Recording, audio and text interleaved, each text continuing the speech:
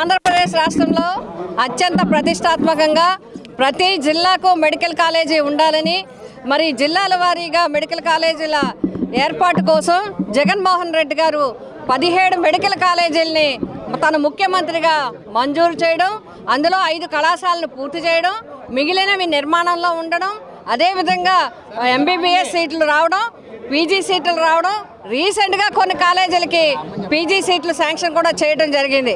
అయినప్పటికీ ఈ ప్రభుత్వం ప్రజలకి వ్యతిరేకంగా, వైద్య విద్యకి వ్యతిరేకంగా, పేద బడుగు బలహీన వర్గాల వైద్య విద్యకు వ్యతిరేకంగా ఒక జీవోని తీసుకొచ్చి 33+33 66 సంవత్సరాలు మరి ఈ యొక్క మెడికల్ కాలేజీలు అన్నింటినీ ప్రైవేటీకరణ చేయడానికి నిర్ణయాన్ని తీసుకోవడాన్ని తీవ్రంగా నిరసిస్తూ ప్రజల పక్షాన నిలబడుతూ వైద్య విద్యకి పూర్తి సహకారాన్ని అందిస్తూ జగన్మోహన్ రెడ్డి గారు ఈ పాటికే కార్యక్రమాన్ని తీసుకోవడం జరిగింది.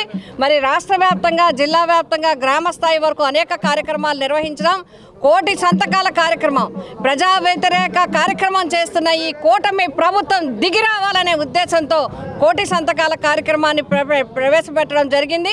అది జరుగుతూ ఉండగా మళ్ళీ మేమందరం కూడా దీన్ని ప్రజలకి మరింత దృష్టికి దగ్గరగా తీసుకువెళ్లాలనే ఉద్దేశంతో మరి 28వ తేదీన ప్రైవేటు మెడికల్ కాలేజీల జీవోని రద్దు చేయాలని చెప్పి ర్యాలీలు తీసుకోవడం జరుగుతుంది నియోజకవర్గ స్థాయిలో.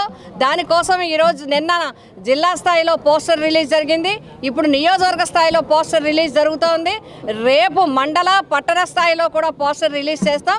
28వ తారీఖున జరిగే ర్యాలీ కార్యక్రమానికి నియోజకవర్గ సమయంలో అందరూ కూడా వైఎస్ఆర్సీపీ కుటుంబ సభ్యులు, ప్రజలు, ఈ మెడికల్ కాలేజ్ జీవోని వ్యతిరేకించే వారందరూ ఈ కార్యక్రమంలో పాల్గొని జయప్రదం చేయాలని చెప్పి కోరుతున్నాం. రాష్ట్రంలో మహిళలపై జరుగుతున్న దాడులు, అలాగే మైనర్ బాలికలపై కూటమి నేతలు చేస్తున్న దాష్టికాన్ని ఏ విధంగా చూడొచ్చు? ఇది చాలా దారుణమైన విషయం.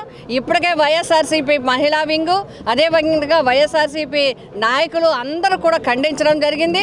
కానీ దీనిపై ఏ విధమైన కూడా కట్టుదిట్టమైన చర్యలు తీసుకుంటున్నట్టుగా ఈ ప్రభుత్వం, కూటమి ప్రభుత్వం కనబడట్లేదు. ఎందుకంటే ముఖ్యమంత్రి గారు, ఉప ముఖ్యమంత్రి గారు, అదేవిధంగా హోమ్ మినిస్టర్ గారు మరి వీటి విషయంలో పట్టించుకోకపోవడం వల్లే పదే సంఘటనలు జరుగుతూ ఉన్నాయి. హాస్టల్స్ పరిస్థితి ఇప్పటికే చూసాం. కొన్ని హాస్టల్స్లోనేమో మంచినీళ్ళలో తేడా వచ్చి మొత్తం అస్వస్థత అయింది.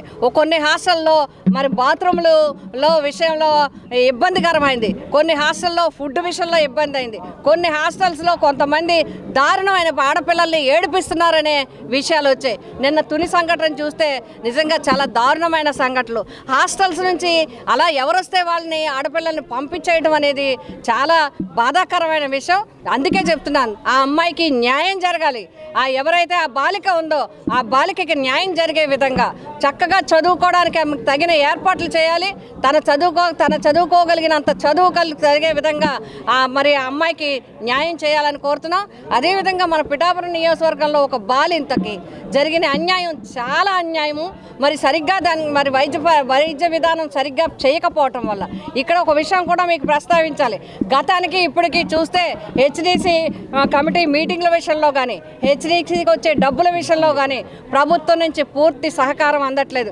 కొంతమంది డాక్టర్లు, కొంతమంది వైద్య సిబ్బంది కూడా మాతో షేర్ చేసుకోవడం జరిగింది. ప్రభుత్వం పూర్తిగా పిహెచ్సిలకి, సిహెచ్సిలకి పూర్తి సహకారం అందివ్వాలి, వైద్యులకి పూర్తి సహకారం అందించాలి. అదేవిధంగా వైద్యులు బాధ్యతాయుతంగా చేయాల్సిన అవసరం ఉంది. హై రిస్క్ ప్రెగ్నెన్సీలో ఉన్న ఎవరైతే మరి గర్భిణీ స్త్రీలు ఉన్నారో వాళ్ళకి మరింత రక్షణ కల్పించే విధంగా మరి చర్యలతో కూడిన డెలివరీస్ చేసే విధంగా మరి నిన్న చూస్తే చాలా దారుణం. తల్లి చనిపోయింది, బిడ్డ హాఫ్ ఆఫ్ బాడీ ప్యారలైజ్ అయిపోయే పరిస్థితి ఉంది. ఎవరు ఏ విధంగా పట్టించుకోకుండా పాపను కూడా డిశ్చార్జ్ చేసి ఇంటికి పంపించడం జరిగింది. కలెక్టర్ గారితో, ఉన్నత స్థాయి వైద్య అధికారులందరితో మేము మాట్లాడాం. దీని మీద తప్పకుండా యాక్షన్ తీసుకుంటామని, అదేవిధంగా దీనికి తగిన చర్యలు తీసుకుంటామని, ఆ పాపకి సరైన రక్షణ కల్పిస్తాం, వైద్యం అందిస్తామని కలెక్టర్ గారు కూడా హామీ ఇవ్వటం జరిగింది. కాబట్టి ఈ ప్రభుత్వంలో వైద్యం అనేది నిజంగా చాలా దారుణంగా తయారైంది. వైద్య విద్యే కాదు, ప్రజల ఆరోగ్య అవసరాలన్నీ కూడా ప్రమాదంలో ఉన్నాయి. ఎందుకంటే ఓ పక్క ఆరోగ్యశ్రీ లేదు, ఓ పక్క ఉద్యోగులందరూ, వైద్య ఉద్యోగులందరూ పిహెచ్సి స్థాయి నుంచి రాష్ట్ర స్థాయి వరకు స్ట్రైకులు చేస్తూ ఉన్నారు. ఏ విధంగా చీమ కుట్టినట్లు లేదు. అత్యవసర విభాగాలైన వైద్య సేవలోనే వైద్య రంగంలోనే మరి స్ట్రైకులు జరుగుతూ ఉంటే ఇన్నాళ్ళైనా పట్టించుకోకపోతే ఎలాగా? ఎంతోమంది కోట్లాది మంది ప్రజలు ఆరోగ్యశ్రీని వదిలించుకుంటే వాళ్ళ ప్రాణాలు ప్రమాదంలో ఉన్నాయి. ఇప్పుడు ఆంధ్రప్రదేశ్లో పేదవాడి ప్రాణం వైద్యం అందక ప్రమాదంలో ఉంది. కాబట్టి తక్షణం చర్యలు చేపట్టాలి. చర్యలు చేపట్టి వెంటనే వాటినన్నింటినీ వైద్య రంగంలో అధికారులకు ఇవ్వాల్సిన సహకారం మీరు అందివ్వాలి, ప్రజలకు ఇవ్వాల్సిన సపోర్ట్ మీరు అందివ్వాలి. లేకపోతే వైఎస్ఆర్సీపీ ప్రజల తరఫున పోరాటం చేస్తుంది. కూటమి ప్రభుత్వం దిశ యాప్ నిర్వీర్యం చేసింది. హోమ్ మినిస్టర్ చూస్తే ప్రతిపక్షాలు స్పందించైనా దిశ యాప్ జగన్మోహన్ రెడ్డి గారు పెట్టారు కాబట్టి, దిశ యాప్ జగన్మోహన్ రెడ్డి గారు కావాలన్నారు కాబట్టి దాన్ని నిర్వీర్యం చేయాలనుకోవడం. కానీ అసలు దిశ యాప్తో మీరు చదివితే, దిశ యాప్ చట్టాన్ని మీరు ఒక యాక్టివ్ ప్రతిపాదన మీరు పరిశీలిస్తే, దిశ యాప్ దాన్ని మీరు పరిశీలిస్తే ఎవరు ప్రమాదంలో ఉన్నా కూడా, మగవాళ్ళ ప్రమాదంలో ఉన్నా కూడా చాలా బాధ్యతాయుతంగా వెంటనే రక్షణ కల్పించే కార్యక్రమం అది.